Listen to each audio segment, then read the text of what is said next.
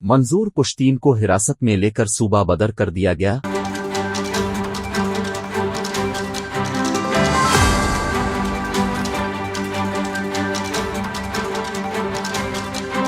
منظور پشتین کو حراست میں لینے کے بعد صوبہ بدر کر دیا گیا ہے، تاہم ان کے خلاف کوئی مقدمہ نہیں درج کیا گیا۔ حکومت بلوچستان کے مطابق منظور پشتین پابندی کے باوجود صوبے میں داخل ہوئے، ضلع چمن آئے اور گزشتہ کئی دنوں سے چمن میں جاری دھرنے سے بار بار خطاب بھی کر رہے تھے۔ جب منظور پشتین تربت جانے کے لیے چمن شہر سے نکلے تھے تو ان کے ایک محافظ نے چمن پریس کلب کے سامنے فائرنگ کی، جس سے ایک خاتون اور بچہ زخمی ہوئے۔ دوسری جانب پشتون توفیق موومنٹ کے مرکزی کوارڈینیٹر اطلاعات آغا زبیر شاہ اور فدا محمد نے بھی منظور پشتین کی گرفتاری کی تصدیق کرتے ہوئے بتایا کہ انہیں پیر کی شام چمن شہر کے مرکزی علاقے سے گرفتار کیا گیا۔ کوئٹہ بار ایسوسی ایشن کے صدر ملک عابد کاکڑ، ایڈوکیٹ جنرل سیکریٹری چنگیز ہائی بلوچ ایڈوکیٹ نے اپنے ایک بیان میں پشتون تحفظ موومنٹ کے سربراہ منظور پشتین پر فائرنگ اور انہیں گرفتار کرنے کے خلاف منگل کو تمام عدالتوں سے مکمل بائیکاٹ کا اعلان کیا ہے۔ اس سے قبل ضلع چمن کے پولیس سربراہ نے تصدیق کی تھی کہ پیر کو منظور پشتین پر فائرنگ کا واقعہ پیش آیا، جس میں وہ محفوظ رہے۔